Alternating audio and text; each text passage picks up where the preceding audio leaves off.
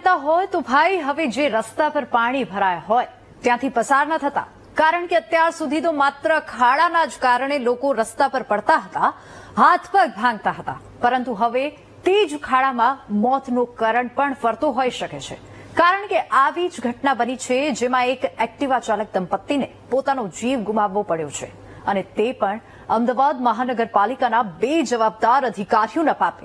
શું બની ઘટના, આવવું જોઈએ।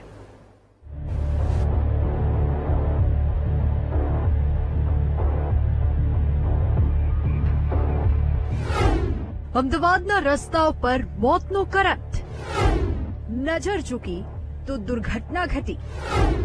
અહીં તમારા જીવનની નથી કોઈ કિંમત। અત્યાર સુધી અમદાવાદના સ્માર્ટ ખાડાવાળા રસ્તાઓ પર લોકોના અકસ્માત થતા હતા અને લોકોના હાથ પગ ભાંગતા હતા, પરંતુ હવે આ જ ખાડા જીવલેણ પણ બની ગયા છે, જેમાં એક દંપતીએ જીવ ગુમાવ્યો છે। વાત શહેરના નારોલ વિસ્તારની છે। અહીં મટન ગલી રોડ પરથી રાત્રે પસાર થઈ રહેલા એક્ટિવા ચાલક હરજીવન સિંઘલ અને તેમના પત્ની અંકિતા સિંઘલ પસાર થઈ રહ્યા હતા। રસ્તા પર 3 ફૂટ સુધી પાણી ભરાયેલા હતા। તેવામાં પાણી ભરાયેલા રસ્તા પર ખાડો હશે તેનો અંદાજ ન રહ્યો અને બંને નીચે પડ્યા। પત્ની ખાડામાં પડી જતા તેમને કરંટ લાગ્યો। તેવામાં પત્નીને બચાવવા જતા હરજીવન સિંઘલને પણ કરંટ લાગ્યો અને બંનેના સ્થળ પર જ મોત થયા, જે સીસીટીવીમાં પણ જોઈ શકાય છે। સ્ટ્રીટ લાઇટના તાર તૂટેલા હોવાનું અનુમાન, ખાડામાં જ હતા જીવંત વીજતાર। ઘટના બનતા જ સ્થાનિકો દોડી આવ્યા, પરંતુ વીજ કરંટના કારણે કોઈ પાણીમાં ન ઉતર્યું અને વીજ કંપની અને ફાયર બ્રિગેડને જાણ કરી।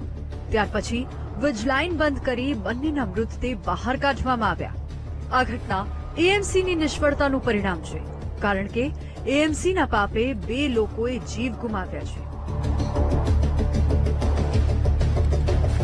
તેવામાં સ્થાનિક લોકોમાં પણ આ ઘટના પછી ભારે રોષ જોવા મળ્યો।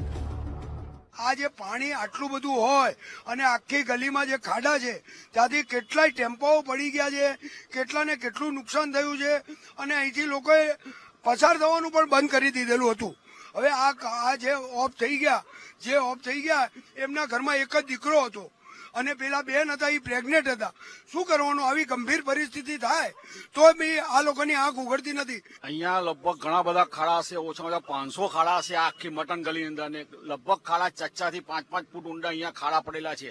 આ તો સવારે પાણી કાઢ્યું એટલે આટલું ઓછું દેખાય છે, બાકી 5 ફૂટ ખાડા છે। હું કમિશનરને વિનંતી કરું છું કે તમારી ખુરશી પર ઉભા થઈને મટન ગલીમાં આવો અને જુઓ કે આ પરિસ્થિતિ શું છે। અમે તેમના પરિવારને મળવાનો પ્રયાસ કર્યો તો પરિવાર આ માથે આવેલા દુઃખથી જાણે ભાંગી પડ્યો। વીજ કરંટ લાગ્યો એ અમારા 2 બાળકો ગુમાવે પછી તંત્ર આટલું જાગ્યું। આ પહેલા જાગ્યું તો અમારો પરિવાર ગુમાવવાનો વારો ના આવે। અમને ક્યાંક ને ક્યાંક અસંતોષ છે, વહીવટી તંત્ર સામે પૂરો અસંતોષ છે, ટોરેન્ટ પાવર અને મ્યુનિસિપાલિટીની કામગીરી સામે। આ જ વસ્તુ મ્યુનિસિપાલિટી કોર્પોરેશનના ટોરેન્ટ પાવરના અધિકારીઓના દીકરા અને એની પુત્રવધુ સાથે બની હોત તો એમની હૈ હવારાની ખબર પડે કે પરિવારને જ ગુમાવવાનું દુઃખ શું હોય છે। મારા સાસુ સસરા ઉંમરલાયક છે, હવે એ ગમાનારા દીકરોને બહુ વધે વયા ગયા, હવે એમનું શું પાછળ। કોઈ જીવ ગુમાવે પછી તંત્ર જાગે, બાકી ઊંઘતું રહે। અહીં સવાલ એ થાય છે, કોની બેદરકારીથી 2 જિંદગી મોતને ભેટી?